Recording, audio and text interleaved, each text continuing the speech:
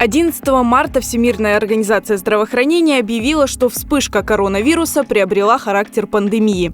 Многие страны ввели режим карантина и даже чрезвычайное положение. В Крыму же пока ограничились режимом повышенной готовности. В республике отменили массовые мероприятия, но жители полуострова, кажется, мало поддались всемирной панике.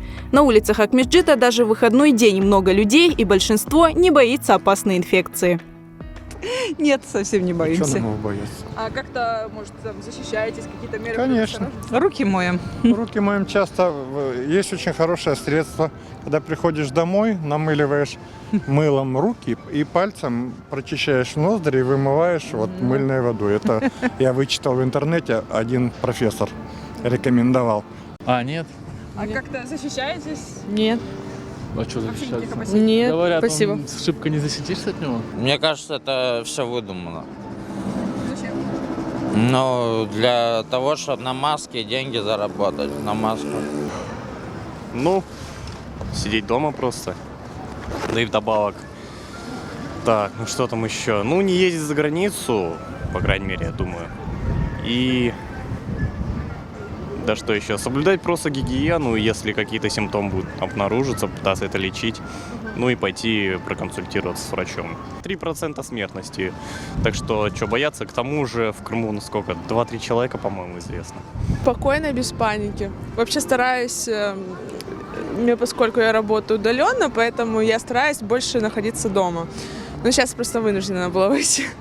А так вообще спокойно, без паники. Главное не паниковать. Несмотря на, казалось бы, отсутствие паники, в аптеках крымской столицы уже 2 недели не найти медицинских масок, и даже антибактериальную жидкость найти сложно.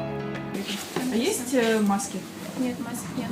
А эти, антибактериальные жидкости? Салфетки только антибактериальные. Ага. Детки, да? А масок вообще будут? Как определиться? Уже давно нету.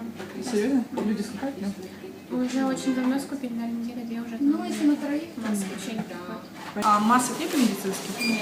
А маски есть медицинские? Нет. Специалисты, в том числе Всемирная организация здравоохранения, предупреждает, маска не спасет вас от коронавируса без других мер предосторожности, а именно гигиены рук. ВОЗ рекомендует регулярно мыть руки с мылом и обрабатывать их спиртосодержащей жидкостью, а также соблюдать дистанцию в общественных местах, не трогать лицо руками. Маску обязательно следует надевать людям, имеющим определенные симптомы. If you have cough, fever and difficulty breathing, you should wear a mask and seek medical care.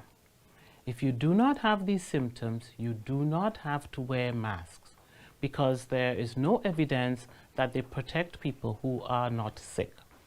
Специалисты советуют, маску стоит надевать, если вы находитесь в одном помещении с зараженным человеком. Но при этом надо иметь в виду, инкубационный период коронавируса COVID-19 чуть больше 5 дней, а первые симптомы проявляются в течение 11 дней. То есть заболевший все это время не подозревает о заражении и может появляться в общественных местах. Следует помнить и о том, что подобные маски действуют в течение всего 2 часов. Затем их нужно утилизировать. Поэтому лучше самостоятельно сделать ватно-марлевую повязку, которую можно будет стирать и использовать повторно.